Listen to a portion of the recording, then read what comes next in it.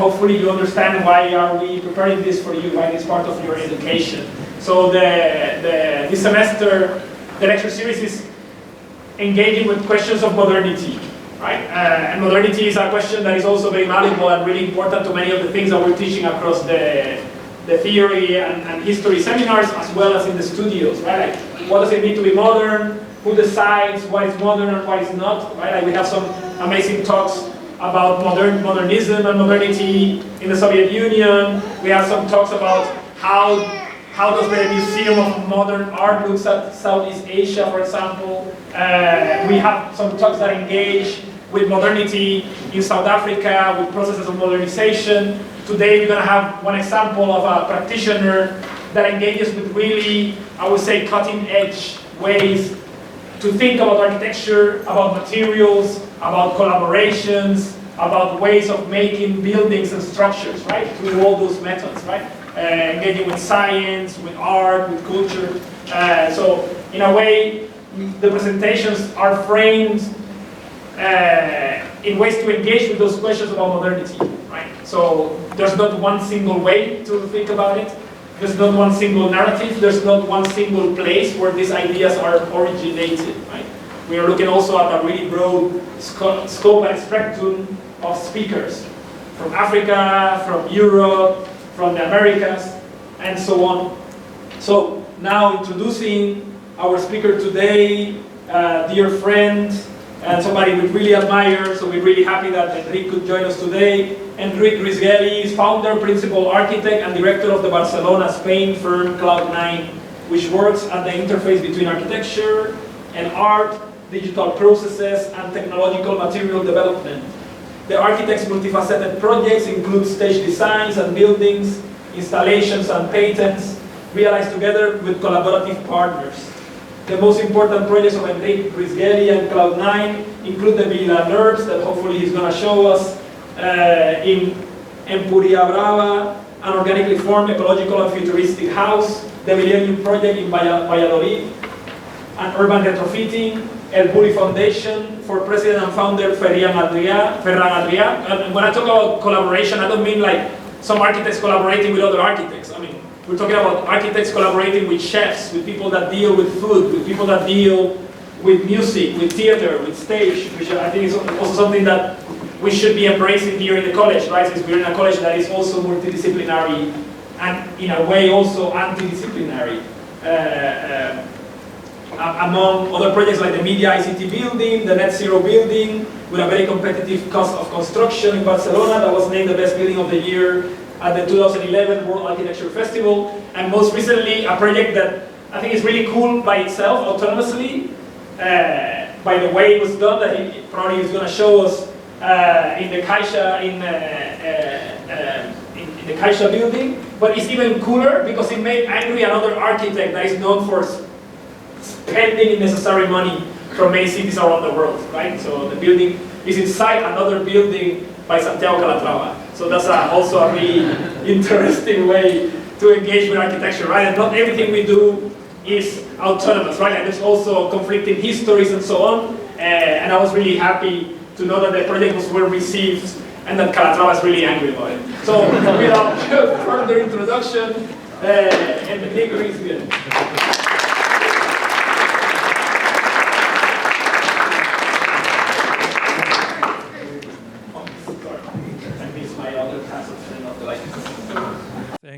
Thank you. It's great to be here.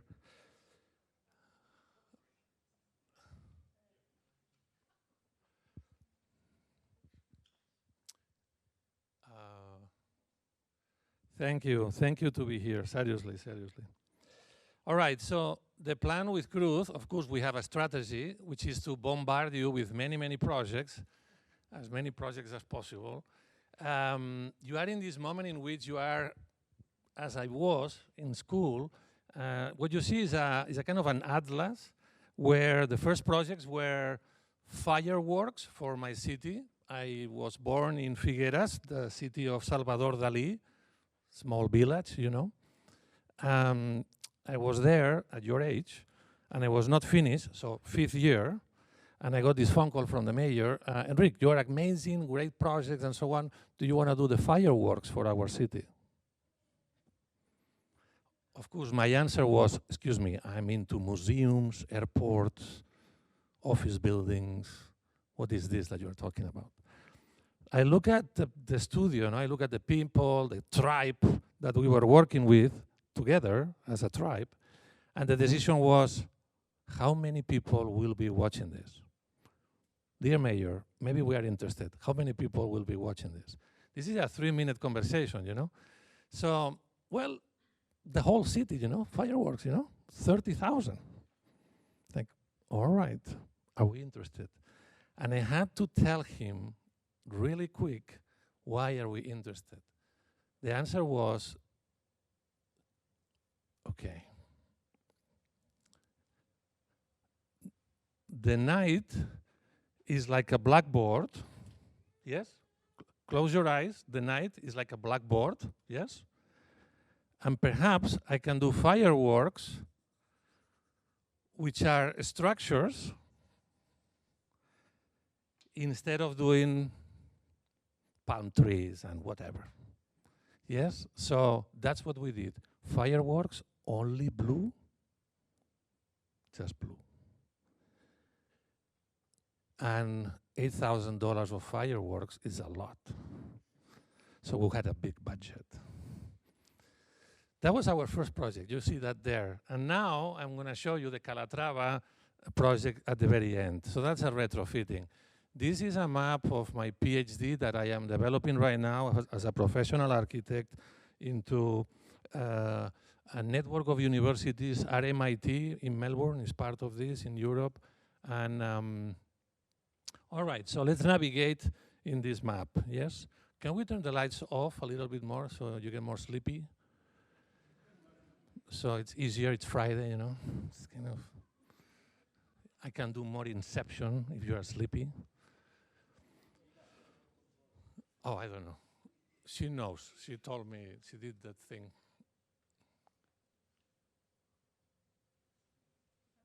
Yes, would you like it? All right. Okay, so I was a student of architecture in the School of Barcelona. Let me see if I do this right, one moment. Do you want to get your cameras ready, just in case? Okay, ready? Cameras ready? Yes, no? Guys, go quick, eh? Okay. We have very quick. Yes.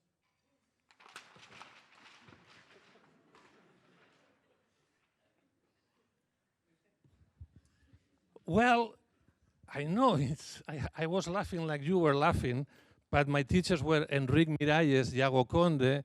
We were in the 92 in Barcelona, you know, Olympic moments, and these teachers were doing the Olympic Games, and in the afternoon they were doing My Mind.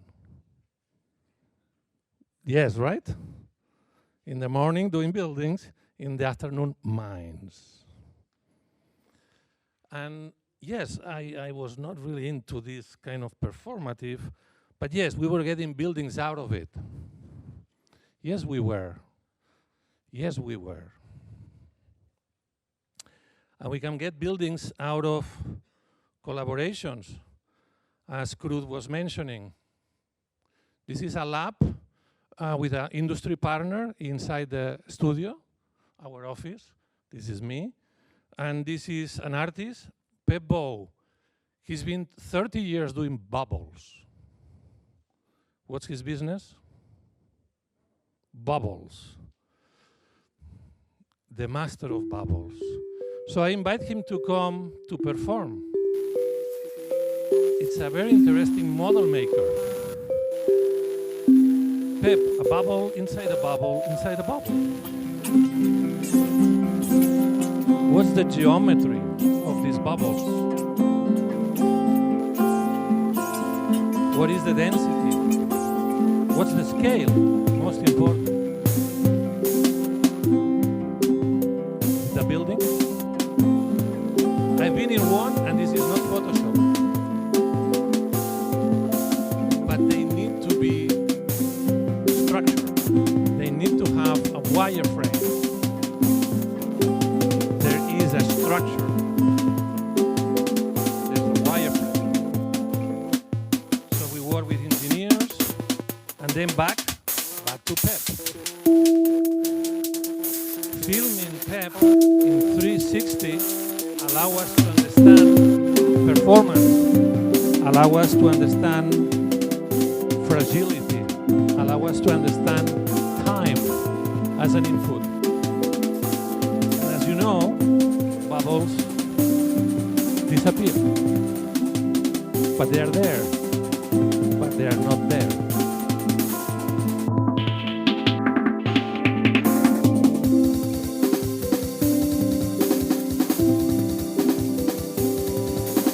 They are the dream of an artist. Can I have a window here? Can I have a skylight? Do you mind the door just a little bit this way? And then you 3D scan them, and they are a building. But what is it? In the molecular sense, what is it? We map it, we project it in the studio, we see the scale, we care, but what is it? What is it? What is it? What is it? What is it? What is it?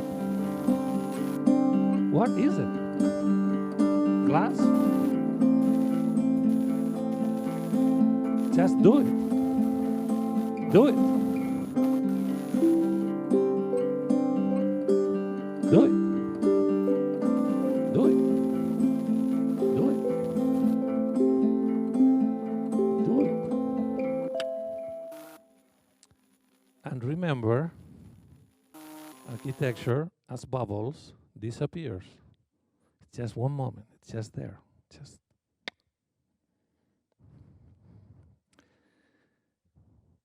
So I bring this project now because I was right after the fireworks. Remember the fireworks in Figueras? And these are the neighbors who were there on the fireworks, and then they reach out to us, and they were interested about doing a house, a family house, you know, a house. I bring this because the idea of modern architecture and typology, and so, you know, we've been going through this. We were discussing this with Deborah, with Rem, and we've been going. So, of course, we are the next generation. We are bringing this added value of architecture into this neighborhood, yes? So, what if half of your house is a ramp and you have 2 kids? Half of the family loves it, the other half of the family doesn't like it. Yes? But during the 8 years of children, they like it. So what happens is that you go in, at the very, very beginning, you find a replica of your office, because you have to still do office work. So back to the office when you go in. And from there, you kind of detox from this urban condition all the way to the top, in which your roof is a landscape. And it's also this kind of continuous infinite loop as a landscape. The children's room is very far, and Natalie and Cruz, they know this. The children's room is very far from where they will make, I cannot use this word in a public university, as something. But what matters here is you see the neighborhood, you see the other houses, you see the attitude of us attack this activism of architecture. The house costs the same as the others. They have no air conditioning. It's a passive, I'm talking about 2003, so a passive house using thermal isolation and concrete, which is a structure, but at the same time is the passive condition. When you use concrete at this condition, you produce incredible spaces with no columns and big glass and a lot of natural light. And then on top, you do really produce an attack, a serious attack that then the Financial Times mediates and solidifies, yeah? Good? So this is attack number 2. Make a note, attack number 2. All right, attack number 3. This is another phone call. So this is my mother calling me. I have these friends, you know, you shouldn't do a coffee with them. What is it? Well, they want to change their kitchen, you know, and mommy, no time for coffees with your friends. And then after 10 phone calls of your mama, and you know, I don't know if you know, but in Spain, like in Italy, mama is mama. It's a powerhouse. So, of course, I had to go to do a coffee with the friends. This was a 9-year project. The project is a living lab. From the very beginning, we decided to demolish the existing house, and every year, it will take me six hours to explain you this project, but I want you to show you just the condition in which a very silly phone call became my most important project. This project is why Greg Lynn respects me and my professional work. It's interesting, but it is. He invited me to this exhibition at the CCA in Montreal, and this project now is all of it, prototypes, ceramics, files, movies, CAD files, my drawings, everything belongs now to the CCA Montreal. It's all so that you can go there and see research through that. Again, this belongs to a place that is Truman Show. You know, in Spain, we took Truman Show very serious. As serious as we build it. We build it in all the coastline of Spain towards the Mediterranean, and we built many Truman Shows. Yeah? We destroy our ecosystem because of hosting these Germans and French and Americans, tourists. So that's what we did. Yeah. So this is another attack. It's fully digitally fabricated. It has ceramics. It has a relationship with Frédéric Amat, an artist, and this is a Korean skin. Again, the house doesn't have air conditioning. It's my living lab live experiment. Yeah, we got to actually this was under construction. A photographer came on site and he said, "Well, Nikolai Orusov just sent me from the New York Times, and I'm here to do photos." We fired him from the site. We said, "No, let us finish." And he said, "No, Nikolai wants this to be on the New York Times, 7 pages on the Time magazine." Of course, we agree. We didn't understand anything, but they did. And after that, I got a phone call of Jeremy Rifkin, the economist who is now in Washington doing the Biden plan, as you know. Biden administration is developing this plan. That's how you see all these highways and bridges and so on. So this is live. Remember when your mother calls you? Answer. Say yes to that kitchen, yes? And then turn it into a demolition, and then turn it into a lab, and then turn it into a non-stoppable project. When I was here about 9 years later, when I think we are finished, I said to the owners, Antolina, Emilio, we are finished. And she said, I don't want this to finish. Okay, so the good news, society is ready for this. The bad news, yes, attack number 3, is that okay? Did we do, yes? Good. Okay, another attack. Barcelona, the city of architecture, yes? Do you all agree? I mean, come on, our marketing has to get to Iowa. No? Yes? No? Kind of? Yes or no? Okay, big yes. Okay, record for the mayor. Good. All right, so what happens here? Well, there are good news and bad news. You know the Jean Nouvel Tower? Yes, everybody knows this in the middle. That's a Jean Nouvel project. The ones on the right are the David Chipperfield projects. More on the right are Carlos Ferraté projects, a great architect in Barcelona. What looks like a steel structure? You see the one that looks like a steel structure? Chicago, Mies van der Rohe steel structure, yes? You see? You can read this, yes?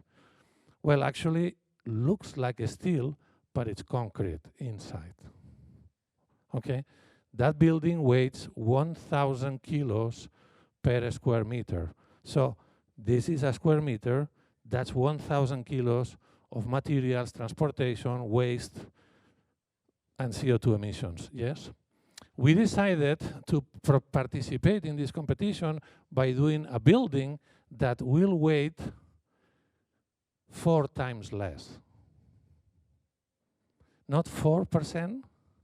I don't know how your math is on a Friday, but not 40%, 4 times less. Okay? So around us, there is a lot of architecture that is out there that, of course, it's heavy duty, and my keyword for you is lightness. Lightness, okay? If I weight 100 kilos right now, okay, yes, this chair resists, and this chair is about 20. The industrial designers are doing 20 to resist 100, yes? Do you agree? They're here, no? The designers are right here. Yes, okay. Nobody from the designers here, or yes? Or no? So they're doing a good job, no? 20 to resist 100. Well, that building is using 1,000 to resist 250 loads on office space. 1,000 to resist 250. Sorry, guys. Come on. Can we do a building that is 250 to resist 250? You know, at least 1 to 1. Well, that is 4 times less than your neighbors, yeah? Many architects in Catalonia don't like this. So lightness means to go from concrete to steel, and from steel in compression to steel in traction. All the floors are hung, yes? That's 40% less, and that extra is 35% less.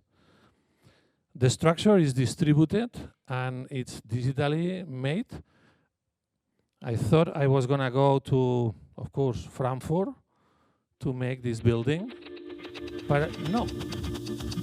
We built it 2 hours away in a factory that uses digital making, digital fabrication.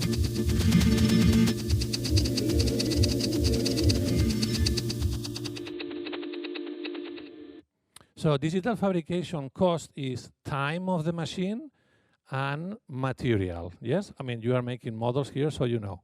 Time of the machine and material, yes? You agree? Okay, so what if the material is extremely light? Reduction of cost? Completely, yes? And what if the time of the machine is linked to my office? Actually, on a Saturday, we were sending these files as an email to that machine. Do you understand this? Architects, makers, to the machine. So not like, I'll give you my plans, thank you very much, good luck. You are the builder, you know what? I like this structure, good luck. See you on site. And then he doesn't know what to do, and then hires another structure. Well, can you open the file? That's a 20% of his design fee. Okay, and then he opens the file. Well, you know what?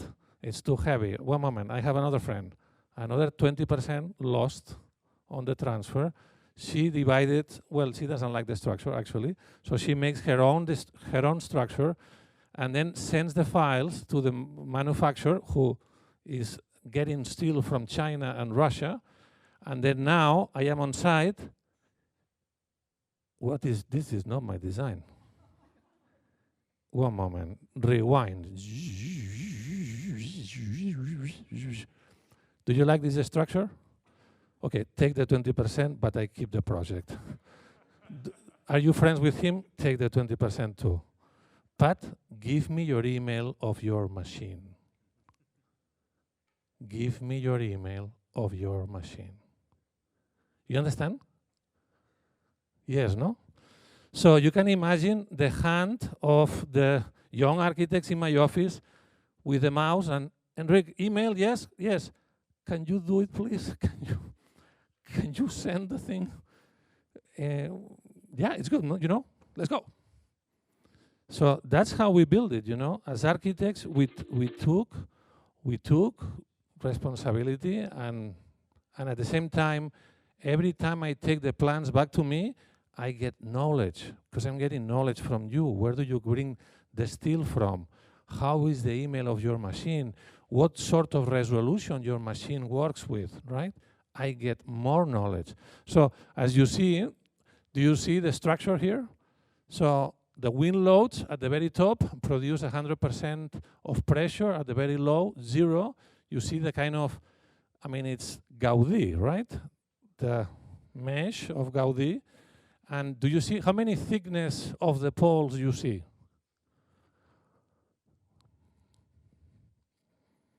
Do you guys need coffee or what's going on? What? How many thickness of the do they have the same thickness?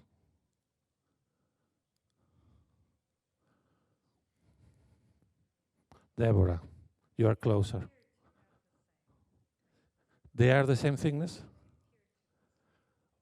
Okay, so if you look at this flower here, you see the ones that are thicker here, and the ones that are horizontal are thinner. Yes, and then the one going there has another diameter, and the one going here has another diameter. So actually there are 18 diameters. You know, now you are my engineer. So dear structural engineers, can you calculate this mesh? Yes, no problem. Worst case, all the way there. That much. Repeat. That's not efficient. Why do you calculate structures with the worst case? So instead of doing that, I'm taking more design fee. So you have money now to do the proper engineering, flower by flower, what's the strength and what's the load on each one. Yes? Are you with me? Okay. So, of course, he's giving me a 25% efficiency, reducing loads in steel by doing that. So, actually, the client here is, the municipality is saving 225,000 euros, but I'm spending 80,000 on your engineering.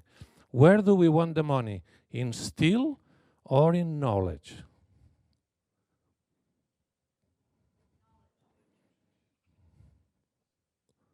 Anybody from the steel industry? Tonight is not your night. Anybody from the concrete industry? Tonight is not your night.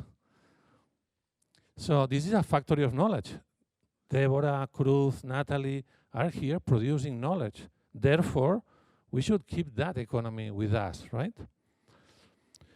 So then what happens? Well, the building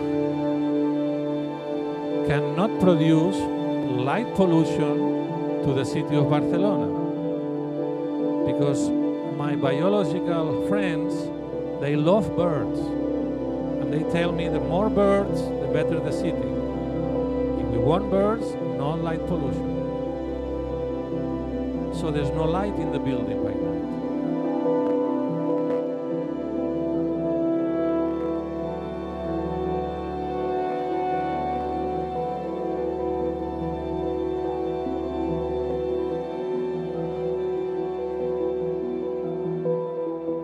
If there is no light pollution, neighbors can sleep better.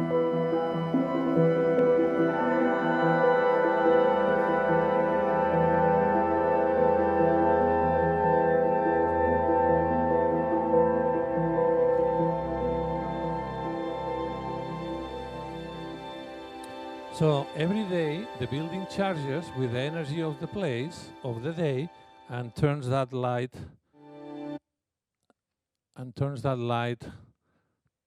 to itself, yes? Charges and consumes, charges and consumes. So it's self-sufficient. As you see, structure is going up, not down. And then the lobby has no columns, yes? Where is, we have a small kid tonight here, I think. Emma, well, somewhere there. Oh. So we have a workshop with children that are 14 years old and 15. You do this also with high school, no? High school bringing to school, to architecture. And so they come in and we do this workshop And the question is, what is missing? You know kids, come on, kids. And what's missing? Come on, is it basket? Is it soccer? What's missing? Like, what's missing? And they do these drawings.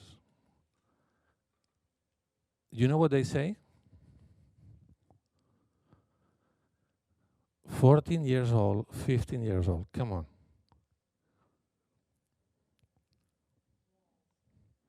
Columns, walls are missing. So, good news, we have smart children. Okay, it's not obvious, no, that they go in here and then they say, well, this is missing. But two, we as architects have a responsibility to these kids because they're recording what we build. The memory and the education of these people, of our society, is what we do. So we have a very powerful tool that is architecture for them to learn. So our fight is global warming. 80% of our invoice goes into air conditioning. This is Gaudí versus us, Here I'm doing against marketing of the city of Barcelona. So Gaudí has an approach to architecture, really innovative and important, but we want to do a manifesto in which every technology is different and differently because of south, north, east, and west. So in order to reduce CO2 emissions, we need to address code compliance, and in order to do that, we are generating a glass skin, and then on top, a ETFE skin using components like cushions. And in order to do that, what they do is that they open and close. Every component has an Arduino computer, and every component has a sensor against light and heat. 108 components, 108 sensors, and 108 computers. You know Arduino computers? Small, cheap, reliable, strong. And that's what the building is doing by itself. So the building opens and closes according to the weather, the shadow of the buildings around, the clouds, those maps. And we want natural light to go in, but not the UV light. So that's a big model. That's the building. This is the west case, which in Spain is terrifying, especially July and August. These are vertical cushions, and here what we are doing is using a technology that we have innovated, which is a nitrogen fog system, so the building produces a cloud. We are Cloud9, we do cloud, yes? So, ready? Here we go. This is a Maya animation of particles. This is the prototype on site. You see how the shadow is changing according to the fog system. We are using molecular of nitrogen. The building decides to do the cloud and makes the cloud. This is from the inside, from transparent to translucent.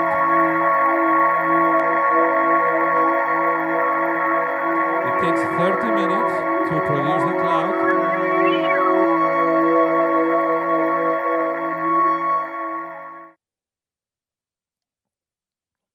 So when the building will like and the engineers will like to use the air conditioning, the architect tells the building, sorry, no. And the building produces this cloud, yes? You know, in our air here, we have nitrogen. About 60% of our air is nitrogen. If you increase this 60 to 72, 75, you start to have another density, yes? But nitrogen goes up because it's extremely light, and what you don't want is that you want gravity. So we are doing light buildings, but heavy particles. You see? So by adding a natural oil to the cloud, you get this gravity. in the nitrogen, okay? So that's the process. I'm gonna give a secret to you because there's a friendship happening with Deborah. We're getting friends somehow. It's great. And the trick is that we as architects, we said, okay, get the cloud. Yes, that's the innovation. Yeah, that's the science. Yes, go the cloud in. Yes, go, go, go. And then there was a moment where the client called me. The cloud is created. Yes. The cloud is there. Yes. Get the cloud out. Yeah. Oh, that's right. We thought how to get it in. But of course, there's a moment it has to go out. So we had to we forgot to get the cloud out. So, but I have not explained this to any other university. That's why it's the first time. So yes, we have to get the cloud out. Okay, so then we had these other pipes, the red ones, and then we got this filter system, so we don't want to waste this nitrogen or the natural oil. So we, at the end, in a few months later, we created this loop, and this is what the cloud is doing. Here is what I said to you. These are the Arduinos. So every triangle has a luxometer, and every luxometer has an Arduino in the back.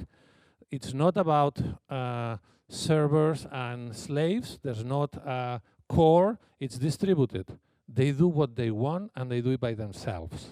Yes? If you would have a centralized sensor at the roof of the building making centralized decisions, then maybe the building is wrong.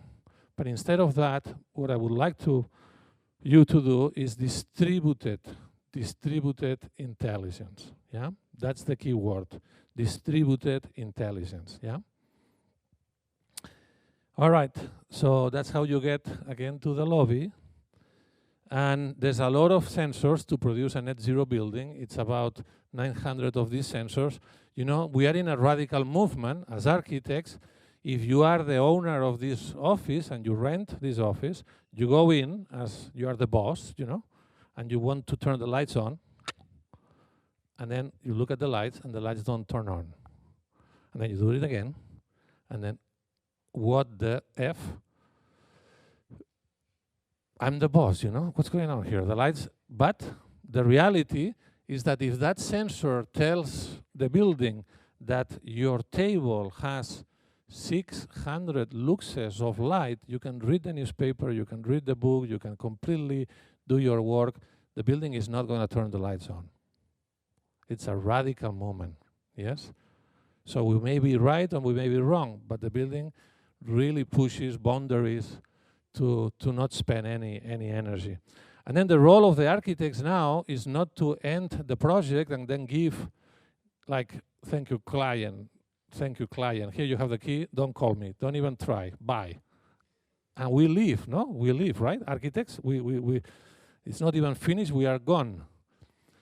Well, there's something called monitoring. This is monitoring. I stay normally 2 years after the construction is finished because I know the building is going to be successful in terms of energy and performance. So why you don't want to stay there? Why you don't want to stay on the years that is going to fail or be successful, right? Again, this is more learning for the studio.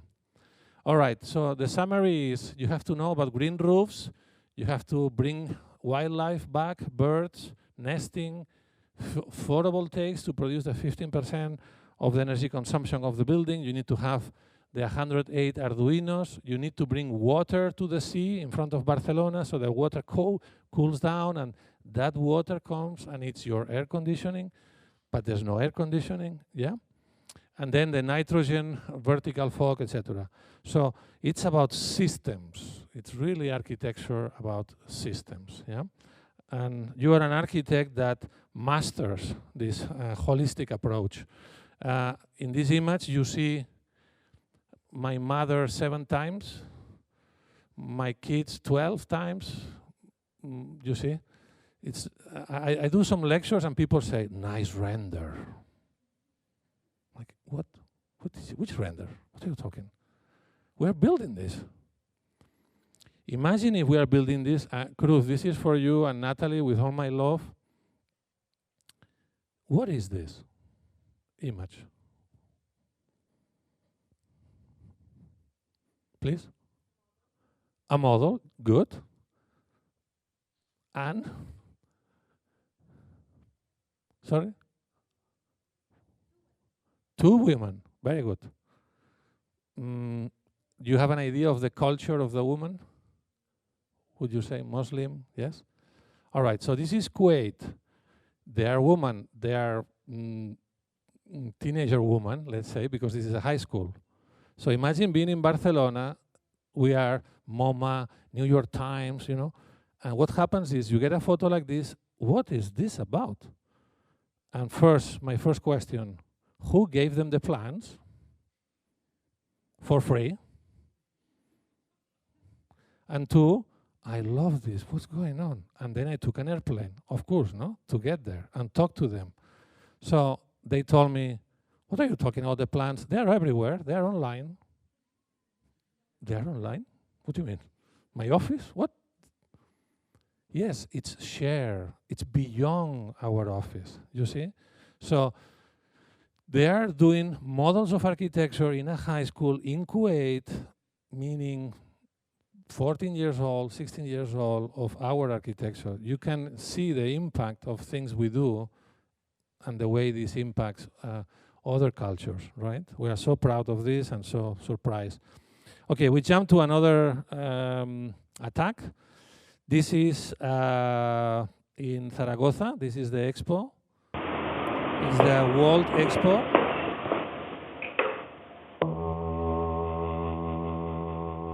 So we do experiments using music, waves, and salt. After doing many of these experiments, I get to here, and you start to see patterns, and you start to see molecular behavior and particle performance, which allows us to go into crystals, and from these crystals into structure, and from a structure into a building. And then that is the building. It's a building about salt, but the buildings have to perform. So then, again,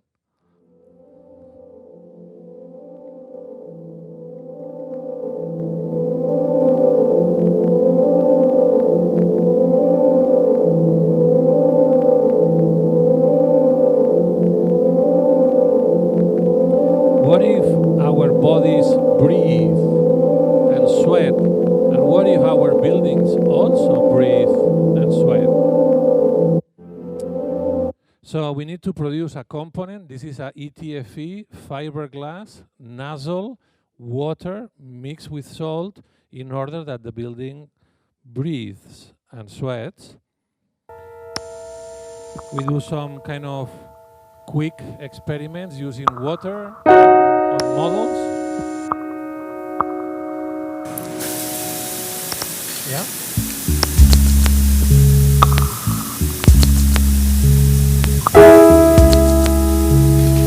Most of them a failure, yes. But from here we can able, with Rhino, to go into unfolding the surface and making them one by one. Yes, I think you are aware of this. You can do this with Rhino, with Grasshopper. They're all different, but they're all the same. And then by building them in fiberglass and thermal, this is about 1 inch thickness. This size is like the new Tesla of Cruz and Natalie, and they're extremely light, yes? For you to have a scale, yes? We need salt, so we need to bring salt into the building, not to have air conditioning. That's the structure. The structure is a dome. I mean, you know already domes are extremely efficient, and you can get them extremely thin in terms of steel. And by doing this, you get to here, and you see the size, the scale. This is like this building, kind of, like 40 meters long diameter. And the fiberglass starts to arrive. You see 2 people using this because it's extremely light, paneling. And then from here you go into the water drops, and this cushion is maybe the size of this room, yes? So it's Teflon. The industry of glass is heavy and fragile. The industry of plastic is not lasting, is ephemeral, maybe a 2-year warranty. But then now in between, there is these crystallized polymers like ETFE, yes? The best of crystal, lasting, transparency, but the best of plastics, polymer, lightness, 40 years warranty, yeah? And we were the only building without using air conditioning. We were using the water of this river and adding salt to it, and this building was sweating.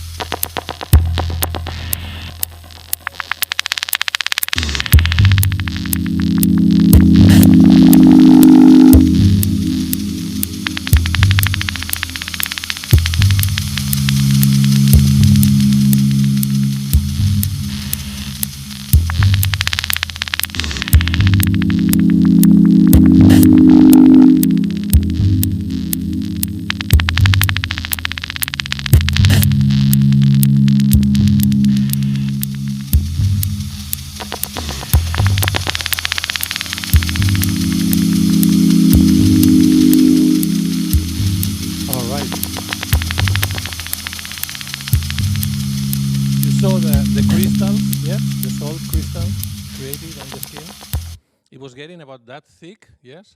So every morning it's holding, it's too hot, it's too warm. And then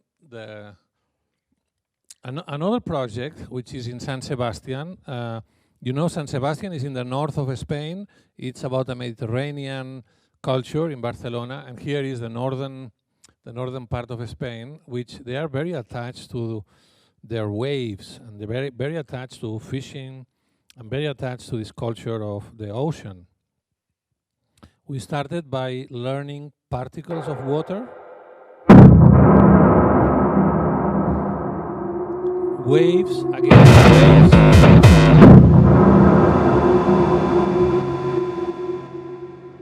being under the wave, an impossible wave. Like a half-pipe wave, and then a wave that starts to produce a space under it.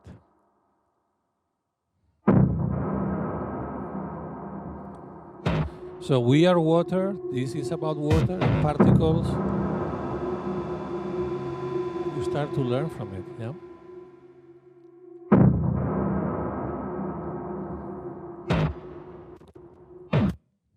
So the same way bubbles operate as a structure, this is water particles with high density, so it's a nozzle, and this nozzle produces this waterfall. Yeah? This is a material of architecture. Then we would like to have a wireframe. So that's the scale, these are the people. Those are the speakers and sensors of motion and tracking. Again, more Arduinos in place. And we would like to show that this is Cursal by Rafael Moneo, and this is a wave.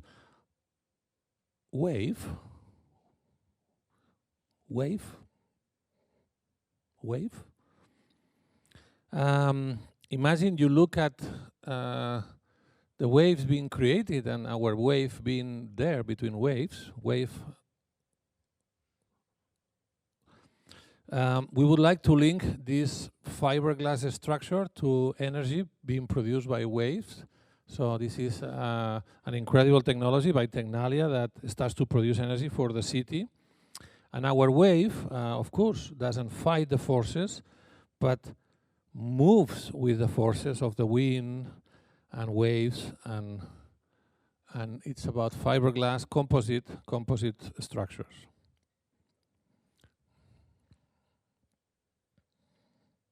It's a temporary condition that allow us to have images, sound, because it's all about digital nozzles, right? So if you have about 9,000 of these nozzles, they can operate with you and perform with you. Yes, this is the model.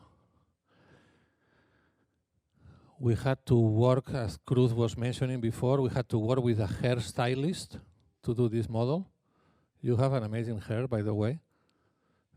You have a good hairstylist? Yourself, good. Yeah, I like it. So, a lot of hair here, you can see. This is a scale 150. And we also work with a musician, Agustí. He does the music of Almodóvar.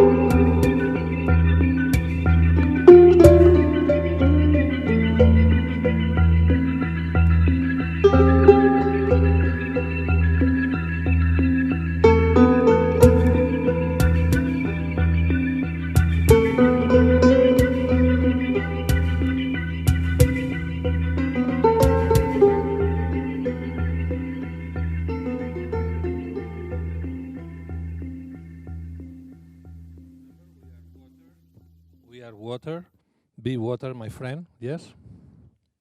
Yes? Yeah, I'm looking at you. Okay, again, this is not a phone call of my mother, but this is another phone call from Taipei. And he brought a whole airplane full of journalists, tourists, and TV and reporters. And then he, after 4 hours doing a tour in the Media ICT building, and his questions were tough. I was exhausted, and at the end he said, "Welcome to Taipei." No, welcome to Barcelona. What are you talking about? And then he left, and then he came back for this photo, and then he left again, and then another of these. You see the Asians there, all these Thais? They came closer. You don't understand. You have a contract in Taipei. Okay. So I said to him, is there green roofs in Taipei? No. Is there wind farming, urban green farming in Taipei? No. I'm getting more interested. So we started here by being the first time. It was very hard to get this permit, but we did. And it was also very hard to get a permit on sending from Barcelona, from a maker on ceramics, sending ceramics to Taipei, okay? Normally, you know, we are in Taiwan and we buy computers, no, coming from Taiwan, as you know about this, for sure. But we wanted to send them ceramics, so that's what we did. Taipei has an interesting and terrifying toxic rain, and we thought that ceramics would do the job, and also in an organic way test the capacity of an office of us if we could produce from Rhino files 3D models and then Excel files, and then send these Excel files as far as Taipei to produce a concrete structure, and then to get those ceramics there, sending them the numbers of the ceramics and getting this together. Quite an impossible mission, right? We are, with Asia, we are always lost in translation, yes? Or not? Yes or not, right? Well, not. We were very good and very successful, and we got the LEED certificate, which is also the first LEED certificate building there. I'm very happy to be able to really, from a craftsmanship of ceramics, doing this in Taipei. What happened with that building that was breathing? Oh, sorry. What happened with that building that was breathing? We designed a new skin for that building, and we moved that building. The city of Valladolid got the building, so it's a reuse. That steel structure that you saw in Zaragoza in 2008, in 2011, 2012, moves to the city of Valladolid and becomes a cultural space at a very low cost construction because it was already built, and we got it there with the money that we had for the building. We didn't do the building, but what we did was all the landscaping around. We brought oxygen into the river, and then now the city is moving and looking at the river. On that bridge, we also had wind turbines because, as you know, a river is like a wind tunnel for a city, right? The river is the wind tunnel of the city.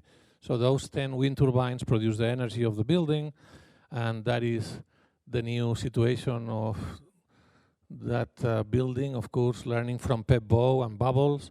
And this is kind of the retrofitting of the power and the energy that these wind turbines are producing is what the light of the building consumes.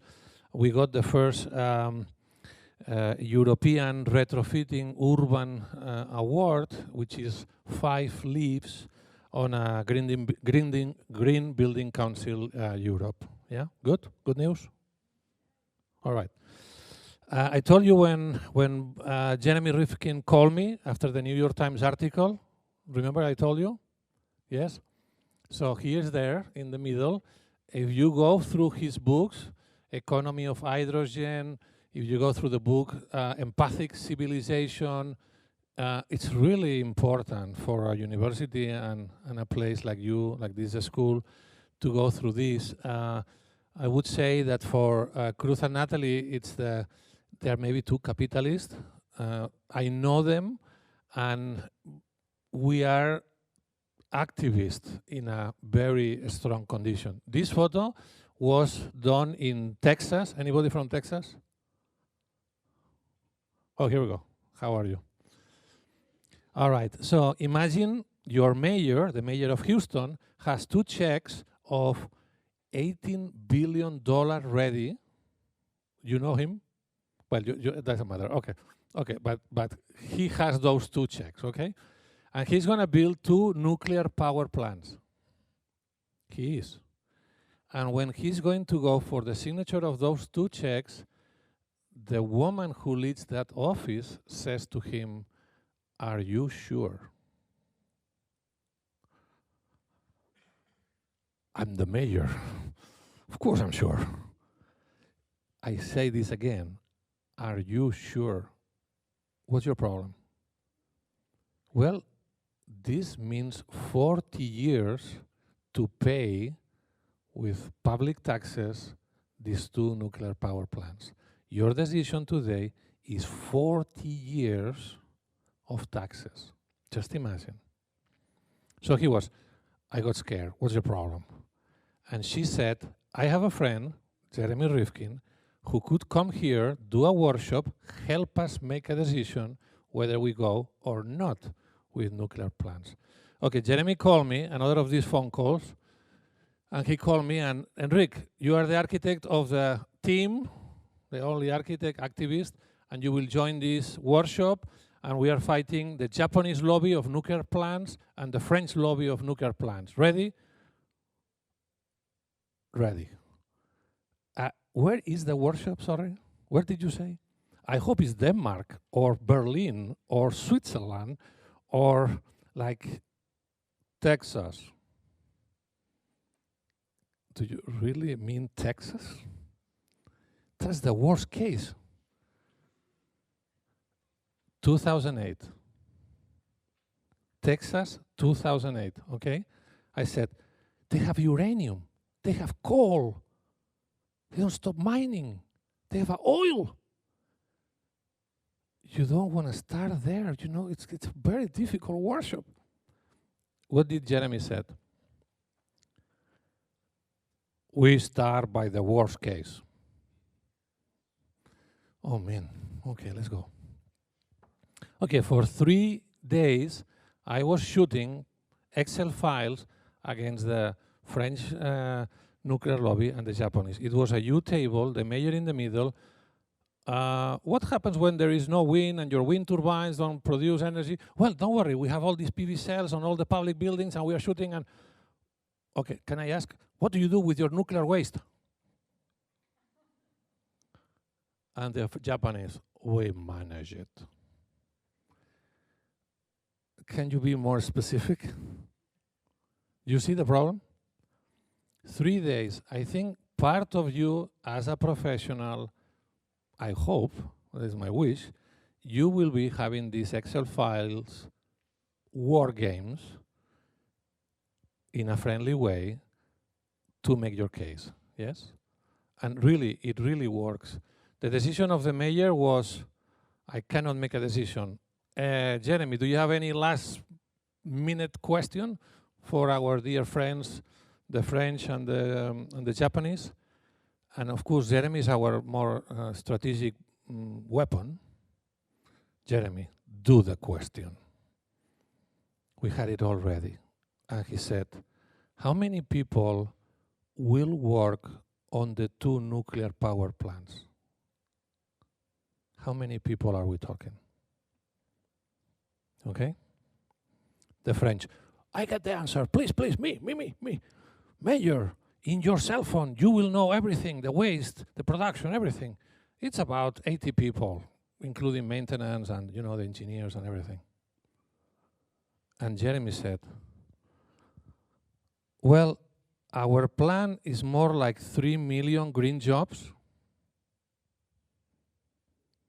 retrofitting all the public buildings, changing our streets, changing the windows of Main Street, giving jobs to all the people doing green roofs, changing every car.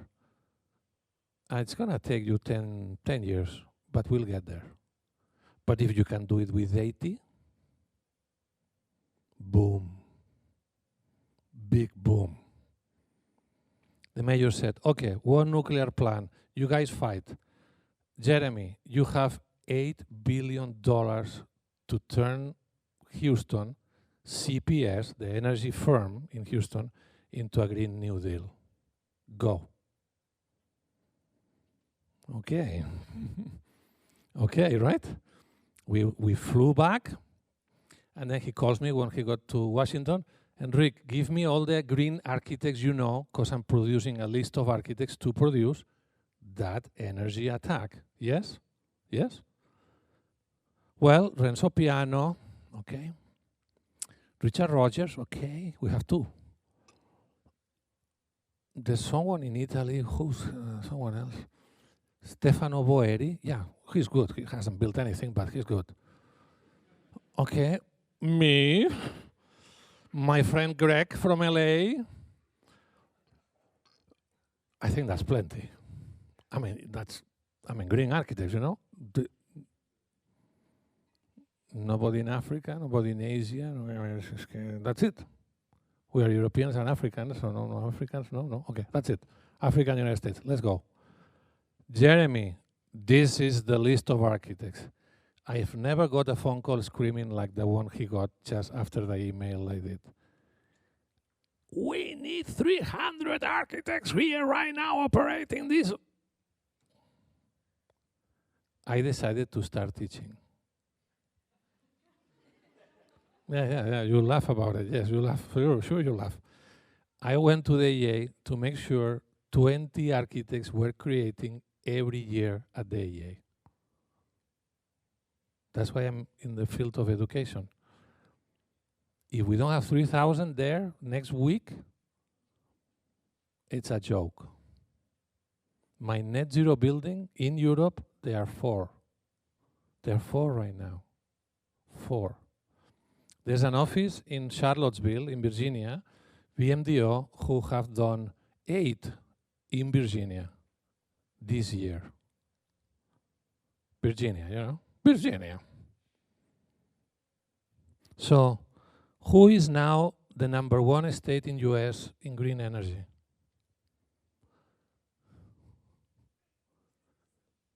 Can I hear? Can you say it loud? I don't hear you. Do you hear her?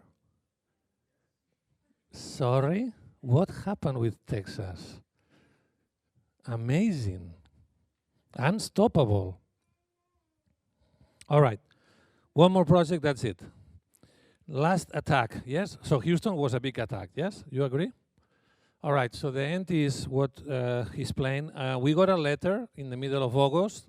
Don't send a letter to an architect in Barcelona in August, come on. It's close. Well, the letter is, can you work on a retrofitting museum inside a Calatrava building? Ooh. Oh, maybe I stopped the holidays. And 2, this is La Caixa, Fundación La Caixa. La Caixa has been producing culture. For example, the first book I got about Lebeau's Woods drawings is Caixa Foundation, you know. They have been under the radar producing culture and very avant-garde culture for all of us as a social impact. So the taxes of the bank are used for culture, social and equity culture. Yeah. So I had these 2 promising drivers. One is inside Calatrava, just for you to remember Calatrava in Valencia. Okay, so this is it. A fantastic architectural condition with water and fantastic museums. But there was one building that they spent $120 million and it was not open for 13 years. There was no program, no use, right? It's one of these things that just build, you know, just build. So we got this competition, and what we thought was, we are not going to do a building inside the building because there is already a building. Let's do a landscape. Maybe we can do a landscape inside this building because there is a building. Maybe we can do organs, cells that activate this building. These cells will become the brain of the museum, the stomach of the museum, the lungs of the museum inside this dead body. Inside this dinosaur, a skeleton dinosaur, we could have life. If we think about nature, a cloud, forest, and it was also about an idea of a matrix of a structure. And very important, this idea of democracy, a public space, finally.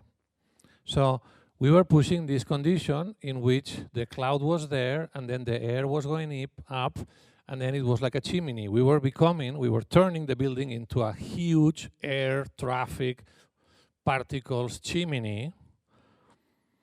And we created a team. This is the knowledge we are good at. These are the different foundations we want to participate with.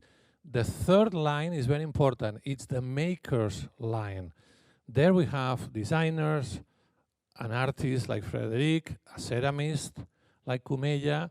We have people writing code like Luis Borunda from Virginia Tech, and many other people from experts on CLT and robotic fabrication. And so those are our makers.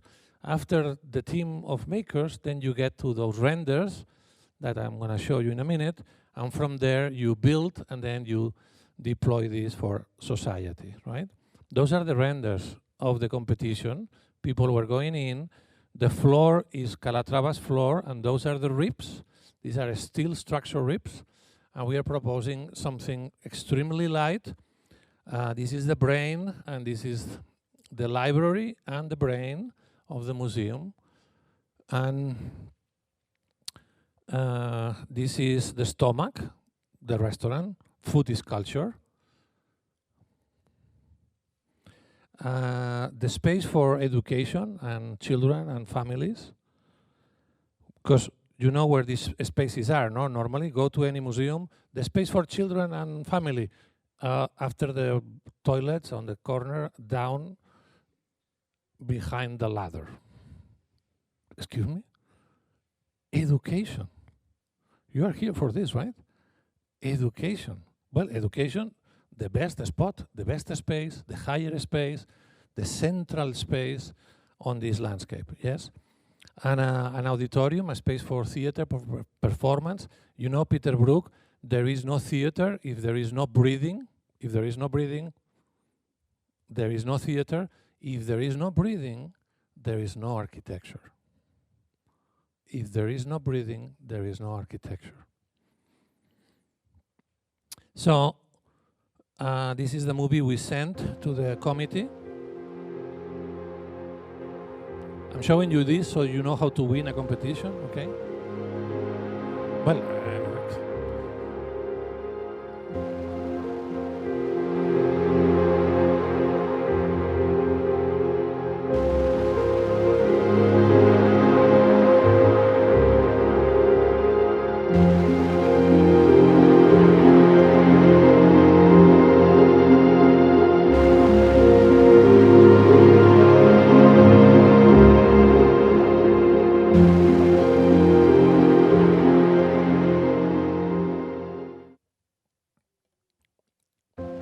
so we won the competition, and this is the president of Caixa, the general director of Caixa, the one with the blue tie nearby me is the governor of the state, will be in Iowa. So why did we win?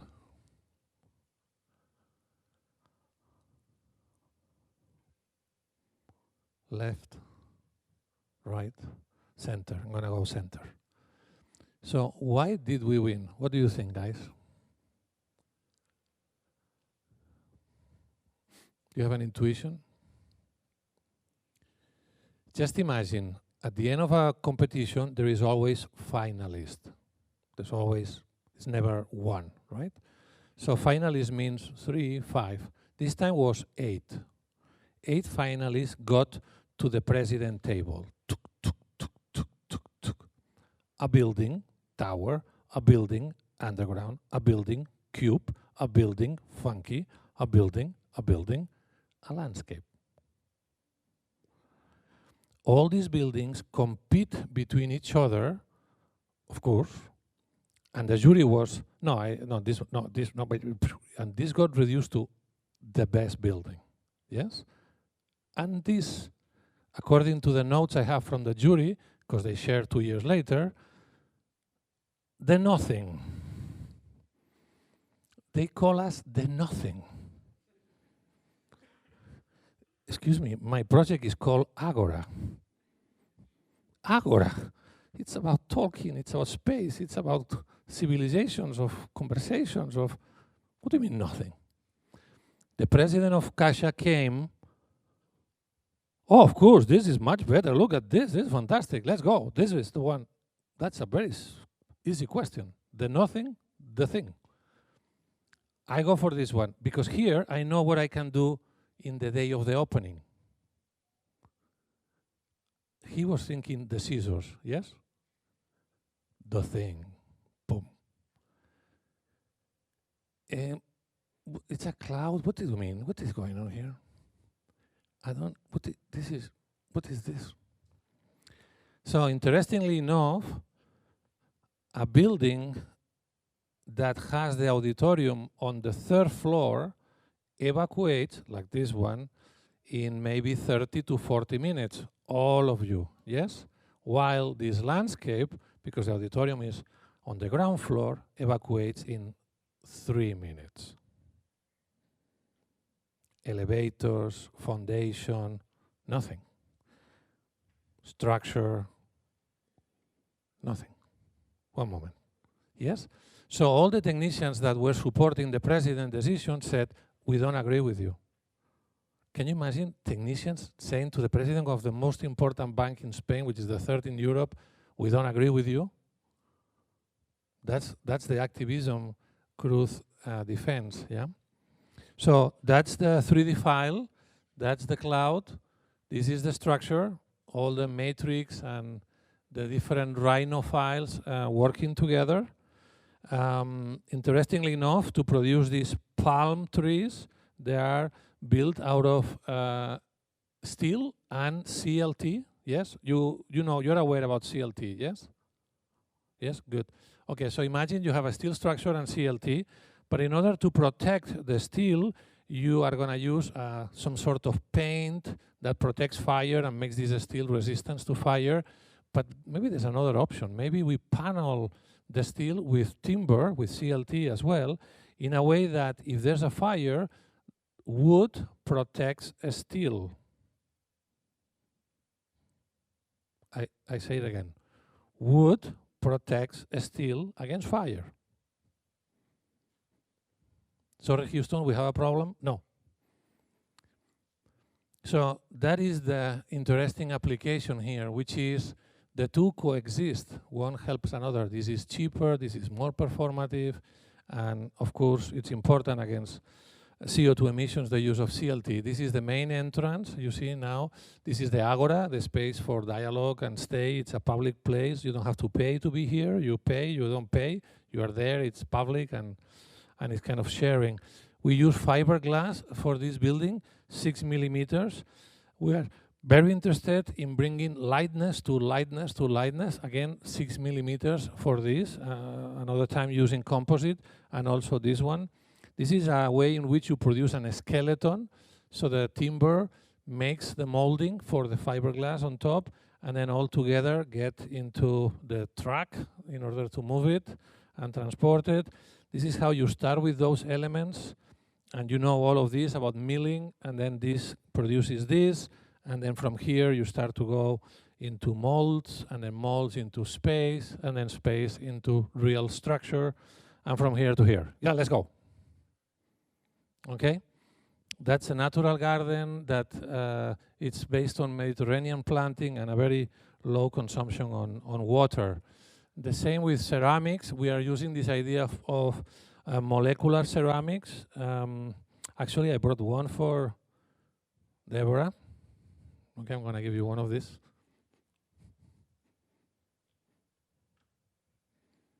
The chair.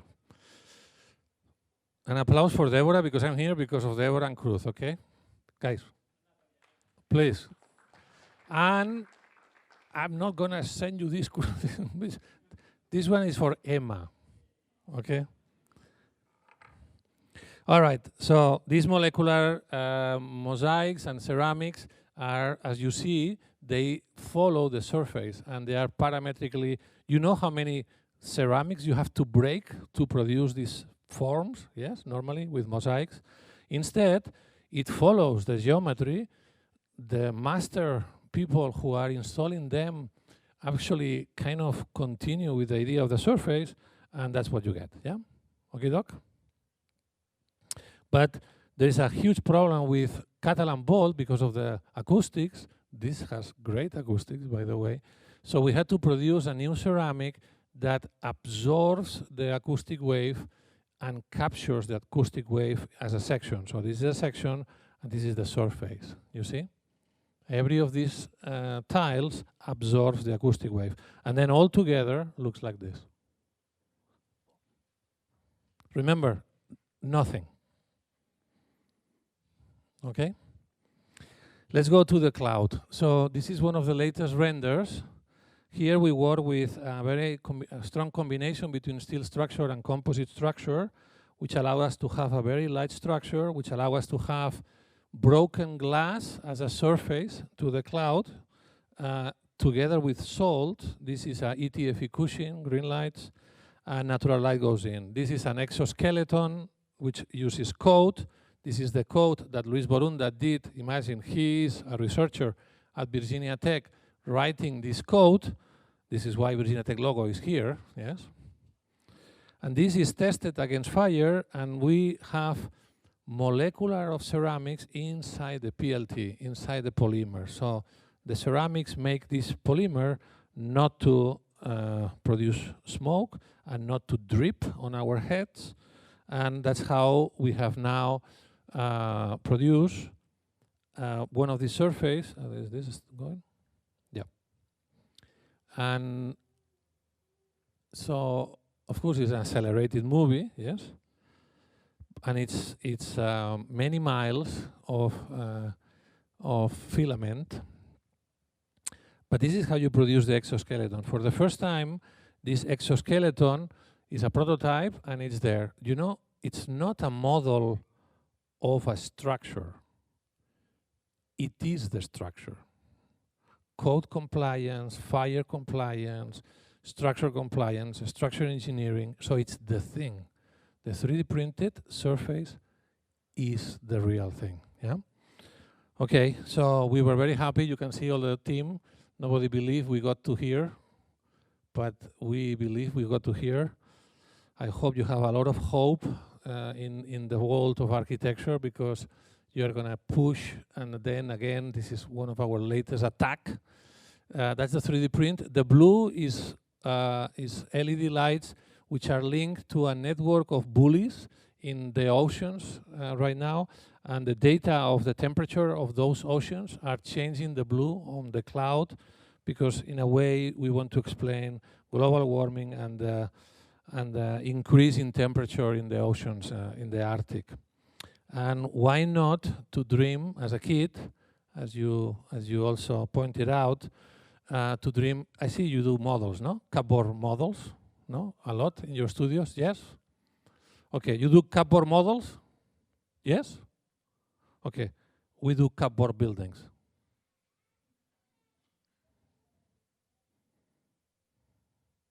Think about it. All right? All right, so great to get the air, so that's kind of the way particles works again. And this is how, if you work with people of the film industry using Maya, this is kind of the complexity of the airflows inside this Calatrava building, and final plans and the LED. So we get this LEED certificate, and I think we're going to go for platinum at this point. There's a lot of press happening, and just to show you something before we go, what is Time magazine thinking? You see our render there? One moment. 50 extraordinary destinations to explore. You can go to the Antarctica and you can go to our building. It's like, what do you mean? Excuse me.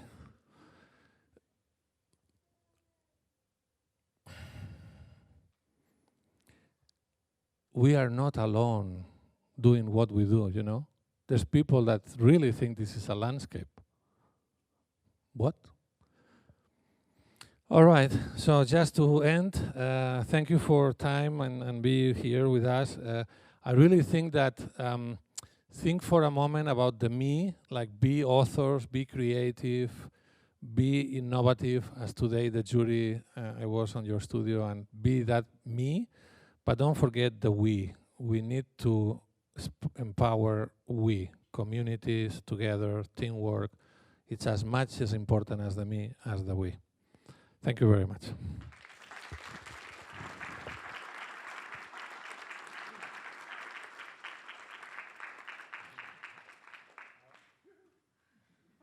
Before going, if there's one question or two from the audience, from the students, or from faculty, be happy to take it.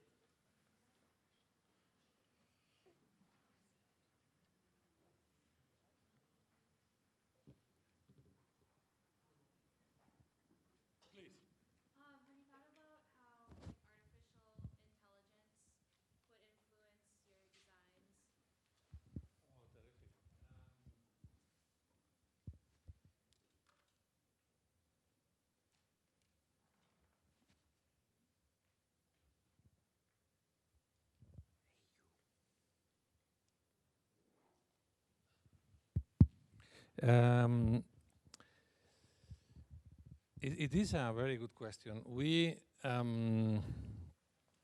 I think we have moved from analog architecture to digital architecture. We are taking information from our environment, and we are using digital tools and digital fabrication, and we are understanding that right now, software, digital tools, and our thinking, it is the moment, you know. When Frank Gehry was doing Bilbao, he didn't have the software, and he didn't have the industry to fabricate the Guggenheim in Bilbao. He had the thinking, not the software, not the industry.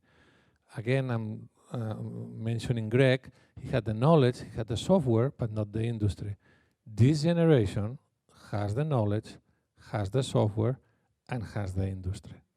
This is a killer, no? A killer condition, right? We can go really nuts. I don't think my generation, at least, or my studio, is gonna go into far than parametric design, and I think we are not gonna go. I think we are not gonna go. But it's a great question. Yeah, I think you're right. Should play a role. It's gonna play a role. It's important, very important. Thank you. Please.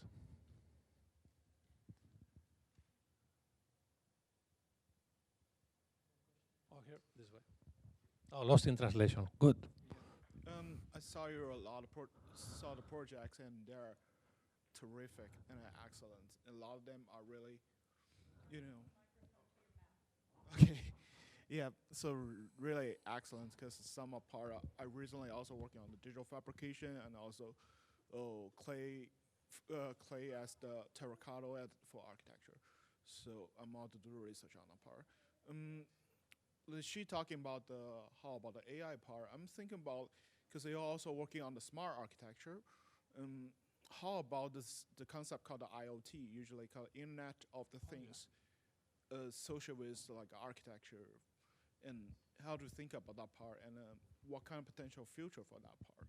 Yeah, Internet of Things is extraordinary. When we reach out to the factory of Arduino in Italy and the owner of the factory, and we were saying, we are purchasing 108 for the skin of the building, he was like, this is never been done, you know, like this, we are not using this for outdoors, skin a building. Back in 2008, 2009, 10, 11, it was the beginning. And I was at MIT with Neil Hersenfield in 2003 working on the beginning of Internet of Things. So I'm a strong believer it's important, yes. Use it as technology, as the idea of distributed intelligence that is going to help you out, and yeah, go for it. Oh yeah, very important, absolutely. Thank you, absolutely. Center point.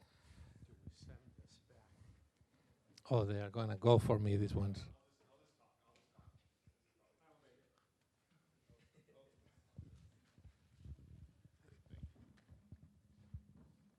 So this mic's like not even on. So with this project, remind me, I guess I was just curious about that, like brain structure. Was that one also fiberglass, like the other one, or is that masonry? Yes, the Catalan bolt. So it's important that if we take this from an activist point of view, your opportunity in the professional world. No, how are you 5th year? 4th year. Okay, almost there. So 1 more year to go. You know, professional world is right there. Okay, so you are going to cross there, and the good news for you is that these buildings are, remember, 1,000 kilos a square meter. When you cross that line, well, you know, I'm going to do something 6% better than you. You are not going to do that. You are going to do something 300% better than the real architecture that is out there. So when I am saying Catalan bolt, no? Okay, you start with thickness of concrete of this much, to this much, to this much. And then I go here and I say, thank you very much, guys, 6 millimeters. Boom. Using fiberglass. But I am using an epoxy that comes from the oil industry here. You will be 2 years later here saying, remember, Enric, that day, remember? I'm doing 3 millimeters, half of you, and I'm using fibers, but I'm not using oil. I'm using biocomposites. Yoo-hoo! You see? These are not small steps. What you can bring to the industry is a big step forward. Huge, huge. So these Catalan balls are put together in 1 week. It's extremely light, you know. We built this building and we didn't touch any of the foundations of Calatrava building. You know, one moment. There is foundations and we have foundations. Well, not. If you learn to be Zen, you don't need foundations.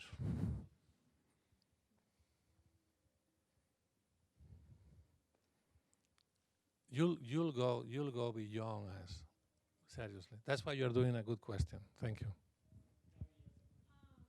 I guess my question, Wow. I saw a lot Are you in the performance opera something? Or?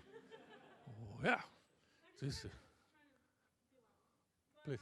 There's a lot of color throughout all these projects, which I think adds a lot to this sort of like fantastical feeling and like landscapes, as you say. So I guess I'm curious about the method of like choosing color, if that's an integral part of the process or if it's something that comes later.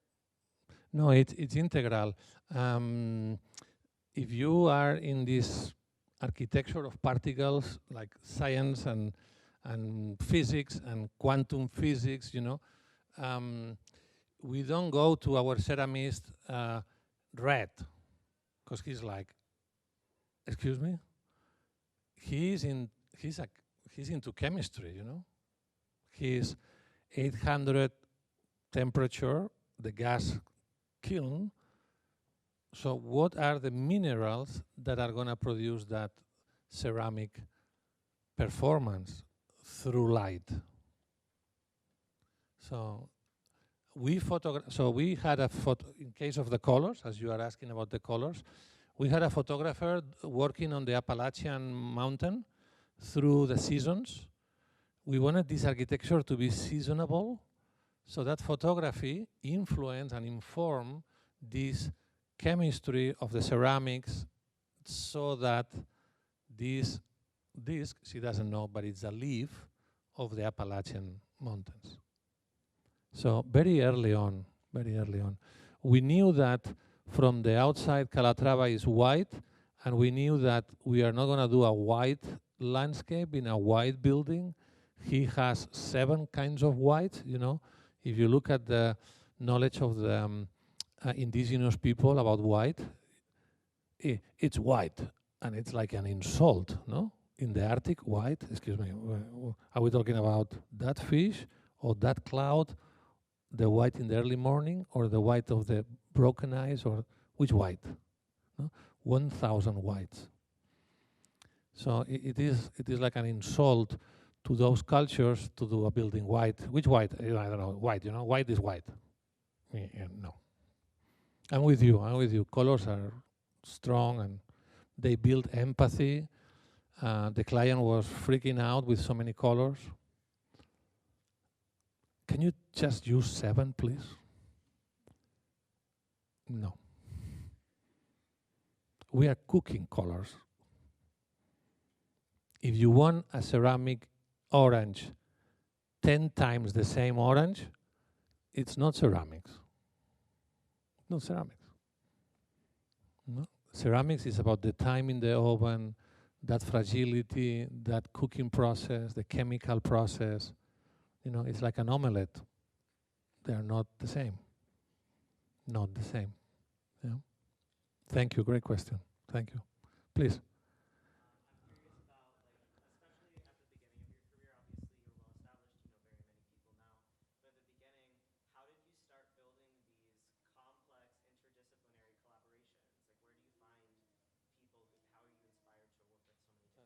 So good.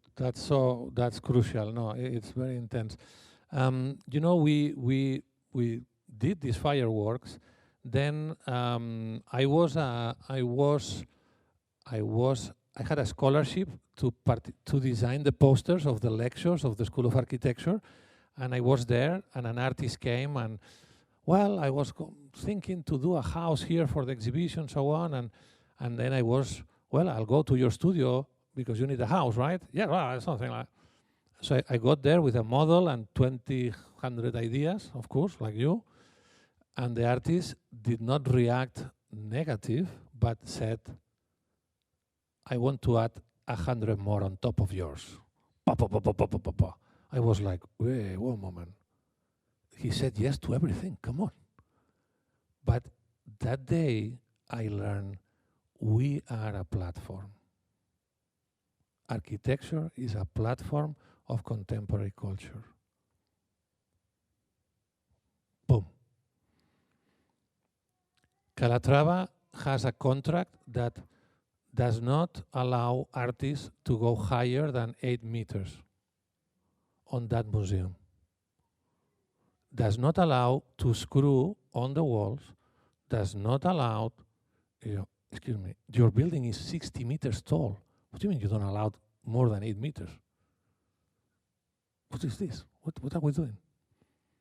So there's another generation who really believes architecture is, please do graffitis, please shake the building, please occupy, map on us. We are your wireframe. Go. Yeah.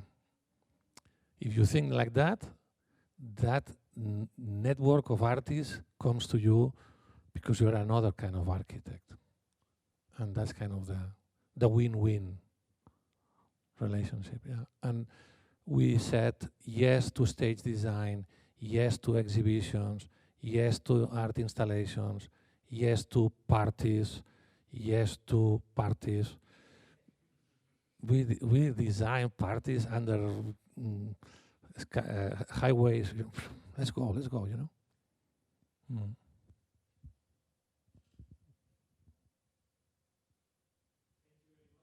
Oh, please, thank you all. Thank you, Texas. Thank you, Texas. Oh, man, qué bueno.